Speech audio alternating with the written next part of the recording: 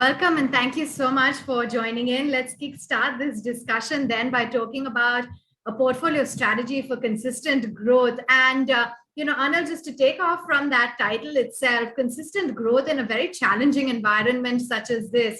Look at where we are with crude oil prices on the rise. There's a geopolitical tension that's brewing on the brink of war. We're also seeing the overall macroeconomic situation that from the US Fed is seeing a very hawkish stance. Despite all of that, the equity markets are managing to hold out quite comfortably. The foreign equity investors as well are now starting to pour back money into the equity markets. And I'd like to begin with you and walk us through what you believe should be the prudent strategy for investors in terms of their portfolio allocation at a very challenging time like this. Right. Yeah. So, as every fund manager across the world says, equity investing is the best way basically to beat, inflation on a consistent basis. And we now are in a world where, the biggest challenge that the world is facing is inflation. So from that perspective, the first thing that as investors, you should realize is equity in the medium to longer term is the best hedge against inflation. And, that's the first thing that, continue your equity investing. Second, as you rightly said, these are challenging times and you will see, markets being relatively more choppy depending on the news flow that keeps coming through in terms of, rate hikes from the US or on the war front and so on and so forth. So rather than putting large lump sum money at work, it could be a much more prudent strategy to, come the SIP or the STP route and remain invested as far as equities is concerned. Clearly, while interest rates even in India are likely to inch up as we move forward in this particular calendar year, given where inflation is, but we still predominantly will remain in a lower interest rate, regime compared to what India has seen over the last many, many decades. So given that, equity is probably the only asset class which is, available for retail investors directly as well as through the mutual fund route on a seamless manner to invest in, and in a smallest of ticket size that you would want to compared to a real estate and so on, So I think, that's the strategy, and that's the thought process that I would leave the investors with.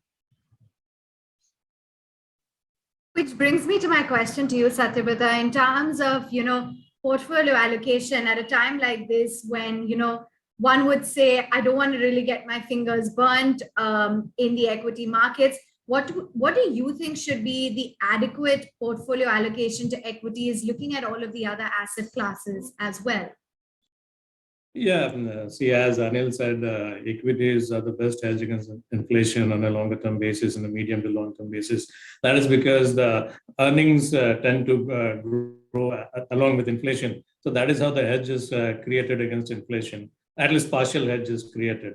So, just to go back a little bit, around 2.5 years back, we were telling that now is the time to change your allocation, portfolio allocation, and have a massive tilt towards equities. So if your normal allocation was 60-40 and ratio of 60 equity and 40 debt and others, so that is what the traditional allocation typically people keep in normal times. So we said that it is now the time to go shift towards equity, change the allocation because we were extremely bullish at this point in time. But now, considering there are a lot of things that have cropped up, mainly in the form of inflation and expectation of interest rates hikes happening, commodity price shocks and war. So typically a few of these items, when they go to extremes, typically they create a lot of problems for growth, the GDP growth across the world. So considering that kind of scenario, my advice would be to go back to a natural allocation of around 60-40, moderate it, and then take it forward as things evolve. Yeah, and Atul, it seems to be, a consensus call that, allocation to equity clearly is the way to go. But at a time like this, what do you think would be some of the key factors to keep in mind while investing in the equity markets in order to ensure, as the theme of the discussion suggests, consistent growth? Because at a time like this, we are looking at a little bit of a tentative setup? I think, if you look at investment into equity markets, particularly from, say, retail investor point of view, I think it's important to understand that equity markets, whether it's Indian markets or global markets, the inherent nature of equity markets is they are volatile. Okay, so to tide over the volatility in the equity market, one has to stay invested. Okay, and there are opportunities which the market always provides, whether it is in form of higher rate increases in the US, or whether it is the uncertainty because of Russia-Ukraine war. And these are the opportunities which the market actually provides. I think the best strategy is to stay invested and stay invested for long term. And obviously, one can stagger his investments either through SIP route or through a lump sum, depending on one's comfort level. I think what is more important is investor has to understand his own risk appetite and accordingly, allocate his own money towards equity and fixed income. I think that is very, very important. Second thing is one is to understand that there are risks involved in investing into equity markets, but that doesn't mean that one should stay away from equity markets. I think not taking risk itself is the biggest risk. And therefore, investing into equity markets and staying invested for the long term makes sense to tide over the challenging times.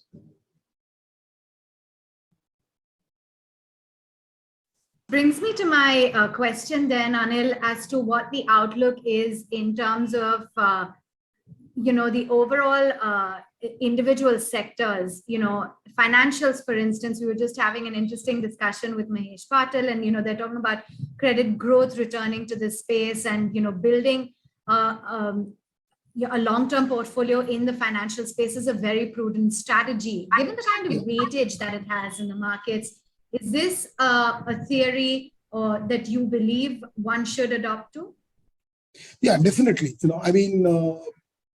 We not only are we seeing, as Mahesh rightly said, we're seeing credit growth coming back, but it's also the fact that we are seeing capex, capital expenditure coming back, because most of the industries are today working at optimum, utilization, and India hasn't really seen, a capex led by private sector for last many years, and I think we're seeing early signs of that. So from that perspective, without a doubt, you will see sustained, loan growth kind of coming back in over the next couple of years. Also remember that as inflation, and commodity prices move up, your requirement for working capital, from company's perspective also moves up, simply because the value of the raw material has gone up.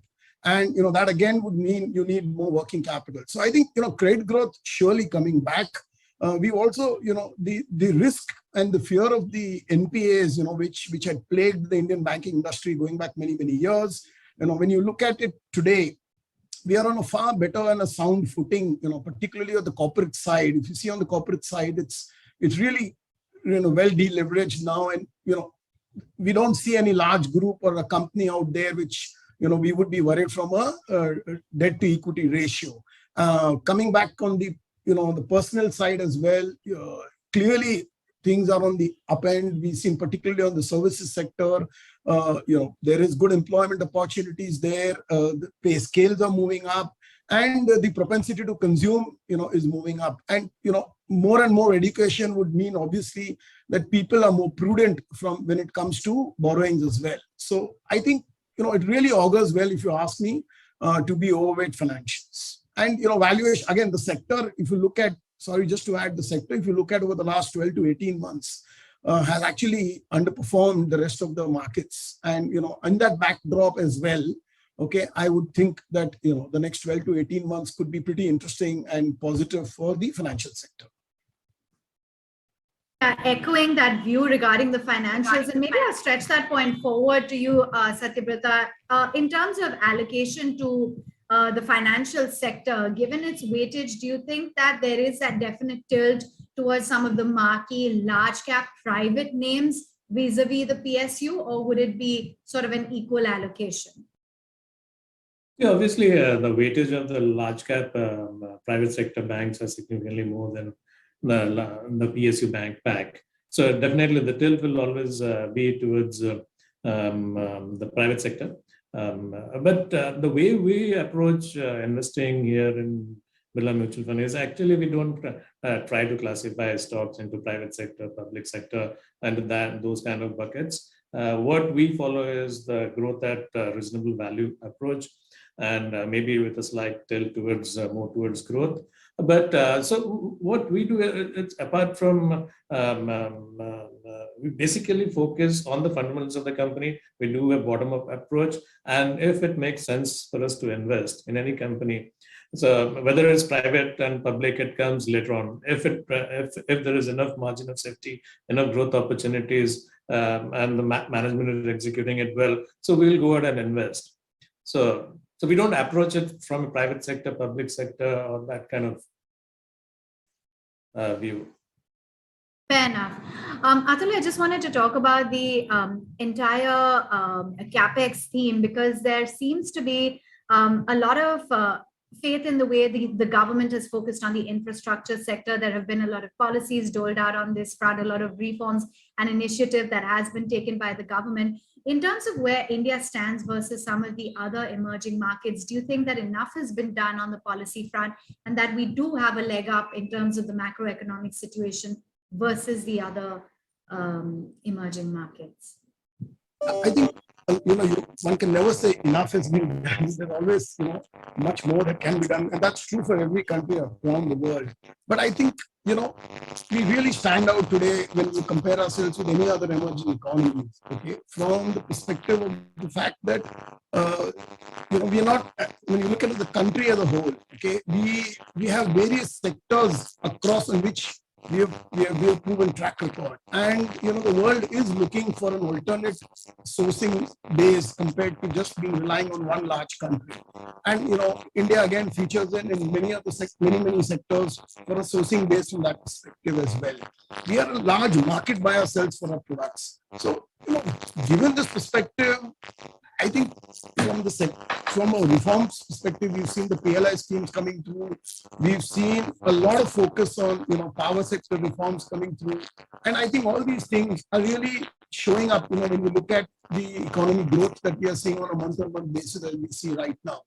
So I think we're on the right track. Okay, absolutely. And if for good reasons, if inflation across the world can be curtailed and very quickly, then things can even get more rapid and better from India perspective. So right now, the only worry that really India has, okay, is primarily oil. We are large importers of oil, and oil being basically the lifeline in terms of transportation. That cost seeps through across every product line, and that's the only worries. I'm just from a perspective of reforms. But other than that, as I said, things seem to be absolutely going fine. Atul, would you echo that sentiment when it comes to the macroeconomic backdrop and how India stands versus other emerging markets? Yeah, so if you look at historically, India has underinvested in creating large infrastructure. I mean, there is absolutely no comparison which one can draw between what has happened in India versus what has happened in China. And then there is a lot of catch up to do in terms of investing into infrastructure. And rightly so, when you look at the budgetary allocation which the government has done year after year, there is a clear preference towards allocation to CapEx and infrastructure as compared to revenue expenditure. Obviously, there are constraints from the funding side. But I think there's a lot of realization that investment has to go into creating infrastructure, whether it is road or whether it's ports or highways or railways. I think that is something that we are seeing in the budget and government allocation in terms of investments. Obviously, there are different parties who are getting involved in here, where the government is in one side, and the second leg is in terms of private capex, which has been lagging till now. But I think with the way Indian economy is growing, we believe that it's high time that the private capex will materialize in the next 1 or 2 years. I think PLI scheme is one scheme where we have already seen significant amount of interest from private players. And I think that private capex will soon follow through. Satyabrata, would like to get in your outlook as to how you're looking at some of these, investment-related themes or these capex-related themes. Would sectors like infrastructure, real estate, capital goods, would all of that then be on the radar? Yeah, as Atul said, we in India have underinvested in infrastructure, so we need a lot of investments there. So we think as far as the communication infrastructure goes, and the transport infrastructure in the form of roads, railways, ports, airports, etc. So we are seeing a lot of thrust being put on building highways, connecting different areas, developing new ports, developing airports. We have seen a lot of airports being connected, and a lot of parts across India have been connected. So in that sense, we are quite positive on the infrastructure spend that we are going forward. That's why there are certain subsectors within infra that we are quite positive. Apart from the infrastructure sector as such, we are also positive on cement sector because it's quite linked to infrastructure, and also as we think the real estate sector is also has also turned around. We expect it to do well going forward, and the demand from that sector towards cement also should be quite strong. So in that sense, we are quite positive about that particular space. What about the entire consumption theme, Atul, in light of the fact that companies have acknowledged that the raw material price inflation is real, especially at a very turbulent time like this, with what we're seeing with Ukraine and Russia play out? Is there a worry that these fears of high inflation are likely to play out for the long term when it comes to looking at the entire consumption basket? Beyond a doubt, when you look at the way raw material prices have gone up across, various commodities, whether it is a consumer staple company or whether it's a consumer durables or consumer discretionary car OEMs. And so, across the board, we have seen that raw material prices have gone up. And in the very near term, it's definitely going to impact the margins. And, companies on their own are kind of taking price increases in a very calibrated manner, because a very sharp increase will actually have a negative impact on the demand. So I think companies are gradually taking price increases across product categories. So in very near term, we believe that as long as the raw material prices are higher, it will impact margins in the near term. But as this price increase comes through, we will see that margins inch up going forward. I think more important is from medium to long term, one really has to keep an eye on the demand front, because as long as the demand is good and with the scales and the price increases been taken by companies across the board, we believe that margins should come back. And with scale and the phenomena which we have witnessed over the last 3-4 years, where the organized sector has taken away market share from unorganized sector, we have seen that companies are in a much better position to take price increases, because the competitive pressures from the unorganized sector is kind of dwindled down. And therefore, from medium to long-term perspective, not too worried on how margins or earnings will get impacted because of the raw material prices going up. It's a very near-term phenomena that until the price increases catches up with the raw material inflation, we will see margin pressure in these companies.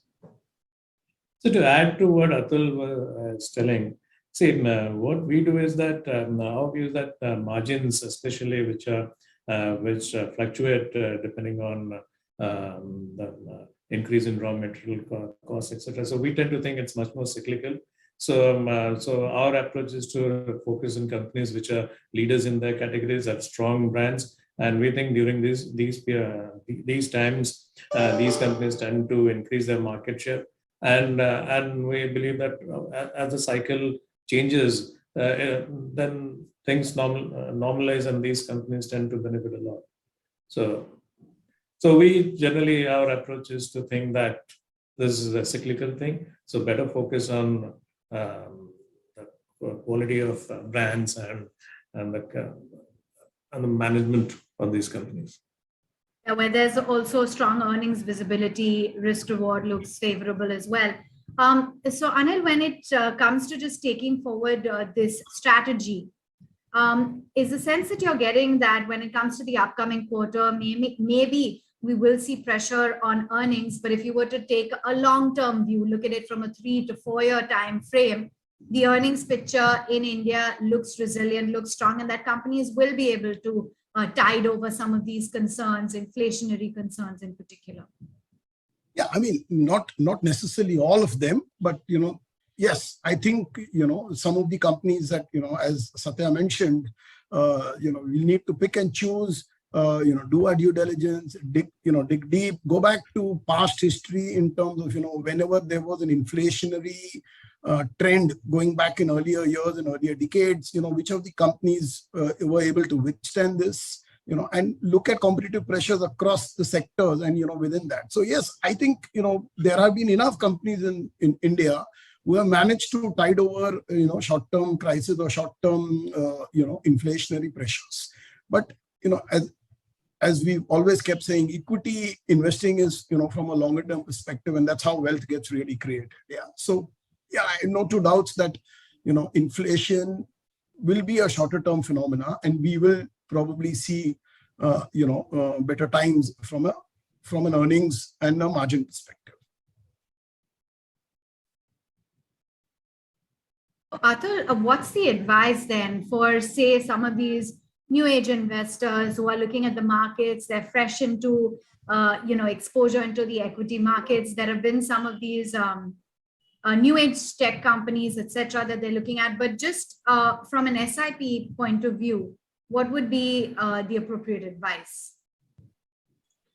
I think as I said, one really has to understand his own risk appetite and accordingly invest into market, because there is clear risk when we are talking about investing into equity markets, and therefore one should not really get carried away by the way the markets move, whether it is on the upsides or on the downside. So one has to have a disciplined approach, pick the right themes where one wants to invest, and the approach should be a long-term in nature. So what are the underlying companies who are kind of has a durable business model, scalable business model, they have quality management, or they have some kind of mode in the business which gives them the advantage of gaining market share year after year. And these are the companies which kind of gives you that earnings growth on consistent basis. So having those companies in your portfolio does help to kind of deliver consistent growth over the medium to long term perspective. And most important is in this kind of market environment, one has to be cognizant about at what valuations one is looking to buy or invest into these companies. I think that is something that investor also has to take into consideration while investing in this kind of companies.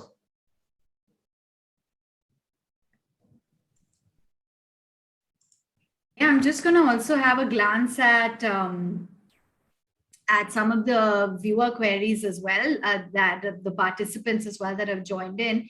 And Josephine has a question. I'm just going to pose the question. I leave it to any of you to answer. Asking how the current rate hikes and the slowdown with the war-like situation is likely to affect equity markets in the short run. He asks, will it provide more opportunity with further corrections in the markets? I leave it open to any of you. Yeah, so maybe I can take that question. I think, yeah. These are all relevant concerns in the market at this point of time. And therefore, market will react to, depending on how the events unfold, right? So from that perspective, market will provide those opportunities as and when the concerns plays on investors' psychology and we see drawdown in market. I think and therefore, one really has to think very long term while investing into equity as an asset class. and pick the right asset allocation depending on the risk appetite. As far as the interest rate hike part goes, see, war is something that is uncertain when it is supposed to end. We don't know. We're not really expecting this to continue as long as it has continued the Russian and Ukraine thing. So it's unpredictable to say when it's going to end and when things are going to normalize. But as far as inflation, as far as interest rate hikes by US Fed goes, so now you see, that is the tricky and the risky part as far as equity markets and GDP growth is concerned, because we have seen in multiple times previously that aggressive interest rate hikes have exceeded what was required and resulting, and they create going forward a recession in the US and global economy. So that's the risk that we should be aware of and always should keep an eye on it, that the central bankers don't do an excessive interest rate hike than what is required, which those concerns are also getting reflected in, if you see the inverted yield curve in US. So that is something that we should be a little bit worried about and keep an eye on. So the best case scenario will be that the interest rate hike will be moderate and enough to take care of inflation, tame inflation, and not just go and create a recession because of sharp interest rate hikes. Anil, I wanted to understand your view as well as to how investors should be approaching the entire digital theme, because that's one that's been garnering a lot of attention. You know, digitization, new age tech companies have certainly been hogging the limelight, but you also tend to get your fingers burnt with some of these new age listed companies, for instance. As we're looking at the overall digital world, I mean, I was just saying, look at where we are even today with all of us remotely taking a conference. So give us a sense as to how you're looking at the environment currently and how conducive it is. Is new age tech here to stay? Is that a sector that you would look at closely? So look, as you rightly said,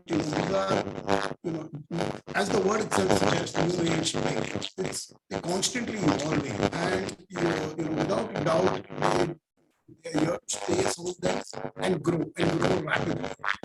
They are also disruptive for some of the businesses on whom they basically unleash their new technology, be it a process or be it a delivery mechanism. Because these models are not completely clear right at the outset. Anil, I'm afraid there's a little bit of a disturbance in your audio. We felt it in the previous question, but maybe we'll try and sort that out. Would you, Satyabrata or Atul, like to take forward that question, the outlook on the digitization, new age companies and this theme?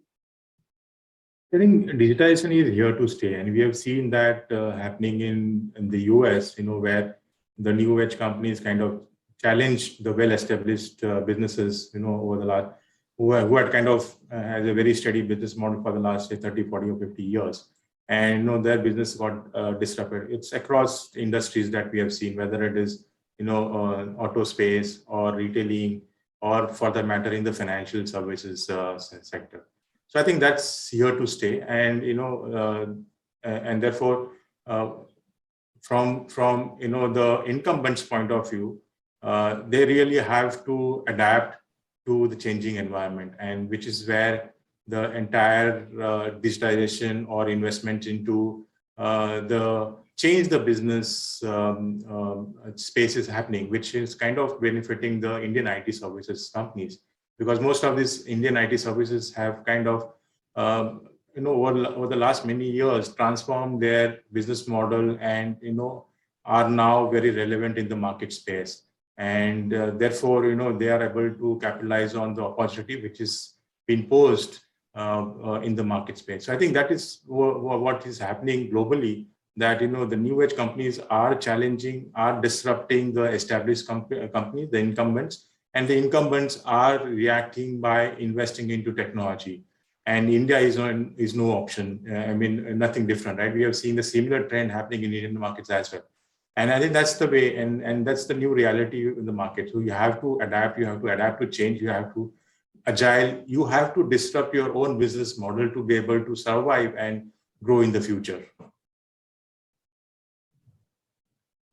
Okay, let's try and take on board some queries as well coming in from our viewers. And Anup has a question for you, Atul. He's saying, I want to know more about the tax relief fund and how it could pick up from here. Would you like to share any insights? Sure.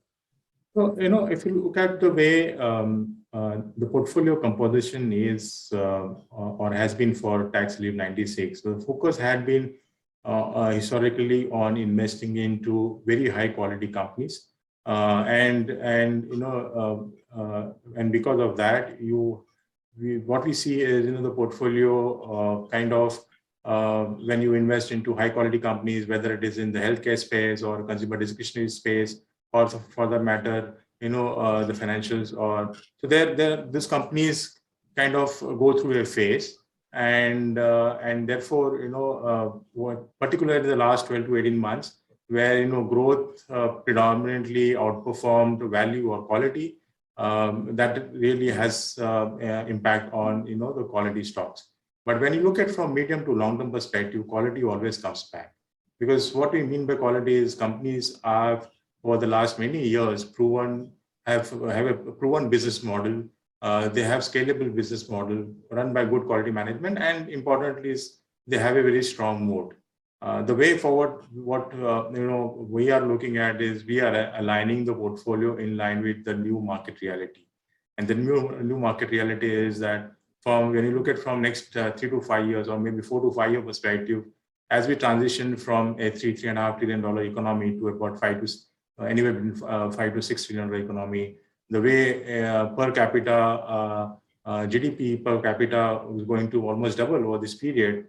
The consumption, there will be a shift in the consumption pattern, and accordingly we are realigning with that market reality by investing into those companies with clearly a 4 to 5 year time horizon. And that's how we are transitioning the portfolio. But having said that, this transition that we are looking at is in a more gradual manner, because we don't want to really disrupt the existing portfolio and slowly kind of build the portfolio towards the direction. Vimal has a question, and I don't know if either of you will be brave enough to answer it, but he says, where do you see the Sensex 5 years from now? Would you venture a guess, either of you, Satyaprata or Atul? You can venture a direction. See, longer term, the direction is easy to guess. So I am quite sure that it will be higher than what it is today. But actual level will depend on that particular time period, what the macroeconomic factors are, and what are the factors that affect valuation and liquidity, etc. So, but 5 years, if you ask me, definitely. So though I am a little bit concerned about near term because of war and inflation and interest rate hikes, if you ask me whether over a period of 5 years, am I positive about the equity markets, and do I think it will give returns which will beat inflation going forward in the next 5 years?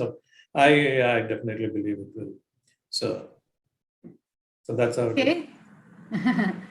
Okay, so that's the view, taking perhaps a safer route, saying that you're positive long term, but not venturing with levels. And of course, I'm not going to probe. But Atul, just wanted to understand from you what the long term outlook is when you're looking at the entire energy space as well, in light of the fact that we have seen, crude oil prices that have been on the boil, and it remains so volatile because it's attached to all of the new headlines that we get day after day. So what's the sense that you're getting when it comes to outlook on the energy sector? See, energy sector, one really has to look at a more cyclical play, okay? And that's how the sector and the companies within that sector actually perform.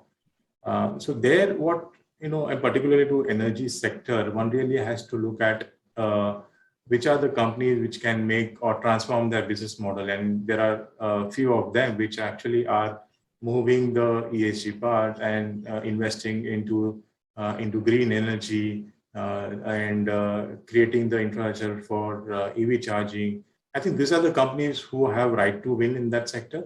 And these are the companies which will perform well and will be counter-cyclical as compared to the historical perception or the way companies have behaved in a more cyclical manner in this sector.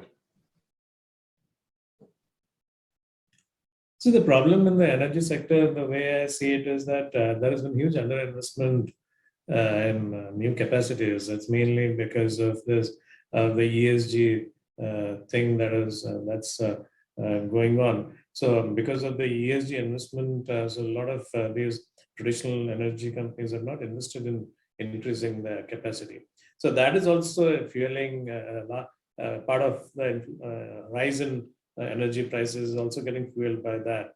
So somewhere we have to find a balance of how to take care till the transition happens. But transition is not going to happen so quickly in a short period of time that you move from fossil fuels to green overnight. So it will take time. But during that time, when it takes, there could be a massive mismatch in demand and supply.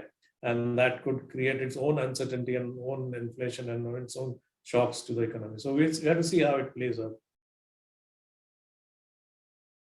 Just final thoughts then, and Atul, wanted to get your outlook in terms of, since it's, and the outlook of the investment philosophy and style. Is there any sort of a construct or some sort of a to-do list that you would keep in mind while going for sectors, going for companies? Of course, you did speak of strong earnings visibility, large cap companies that have proved their worth, etc.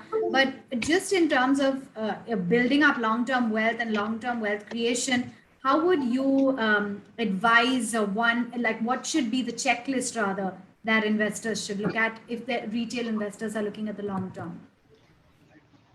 I think the investment philosophy is, a growth at a reasonable price.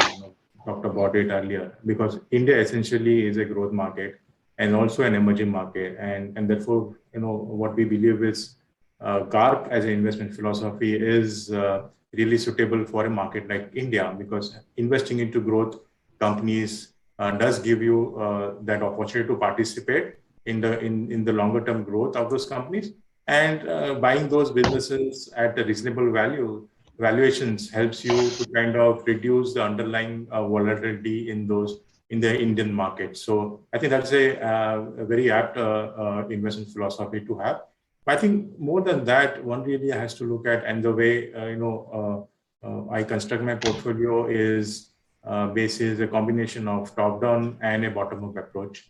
And what I mean by top-down is basically looking at basis of micro analysis, which are the sectors from medium to long term, where the view is positive, and which are the sectors where I want to be overweight or underweight, and then deciding on the underlying companies within those sectors which could outperform the sector. So that's the bottom up stock picking, and therefore when one looks at the attribution analysis, you'll see that a significant portion of the attribution is basically because of stock selection. So I think underlying stocks or businesses that you invest into delivers the majority of selection effect in the portfolio.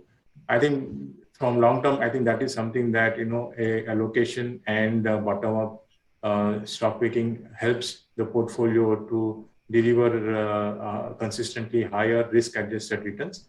And that is something that one really looks at when investing in liquid markets. And there are two clear focus areas. One is, how do you create alpha in the portfolio on a consistent basis? And at the same time is, how do you manage risk in the portfolio? Because one cannot really take undue risk in the portfolio to be able to generate alpha. And therefore, these two parameters go hand in hand. And would you like to walk us through your portfolio strategy, Satyabrata, the investment philosophy? Yeah, the investment philosophy is the same as what Atul said. It's growth at a reasonable price, maybe slightly more tilted towards growth than other portfolios. So, so that being the basic philosophy, so what I tend to do is that I try to identify sectors from a top-down basis, which have a long-term outlook, positive outlook. So then we tend to identify companies within those sectors on a bottom-up approach basis. So typically what we do is we end up with creating a portfolio of companies which tend to have higher growth rates than the broader indices, with strong operating margins and strong cash flows. So we give a lot of importance to not only to the earnings per share, but also we give strong importance to the cash flow generation that the companies are doing. So typically we stay invested in sectors which have long-term positive outlook, and typically the companies within those sectors will be on the top companies which have strong dominant market share with strong margins and strong cash flows. Anil, you're back with us. So what's your outlook then in the long term on the equity markets? We had a viewer asking what the Sensex would look like in the next 5 years. Dare to hazard a guess? No, so I mean, in the next 5 years, I think could well define, India, to be very honest to you. Okay. I think this is probably the biggest opportunity post-independence that, India has got in front of it. We have a vibrant, domestic market of our very own, thanks to the 1.3 billion population. We now have the world wanting an alternate, as I said earlier, from a sourcing-based perspective. I think COVID taught the world you can't over-rely on any one country for your large production or large base of requirement. And I think, India in many, many sectors will find itself being pretty reasonably well suited out there. So, I'm looking very, very excitingly that, we would be in a position wherein you're having, aspiring middle class growing by the day in India. Their wants and their requirements will be there. You're seeing, relatively lower regime of interest rates in India, which has begun over the last 12, 15 months. And you're seeing a much more, opportunities from a global perspective. So I think the next 3 to 5 years could be so exciting in India that, equity markets could run ahead of its time and, generate, returns, which could be very, very exciting, 25, 30% in some years. But over the next 5 years, possibly, we should be easily doubled and more. Doubled and more. On that positive note, then I'll wrap up the discussion. Thank you so much, gentlemen, for joining in and sharing with us your insights and your investment philosophy for consistent growth. Thank you. Thank you.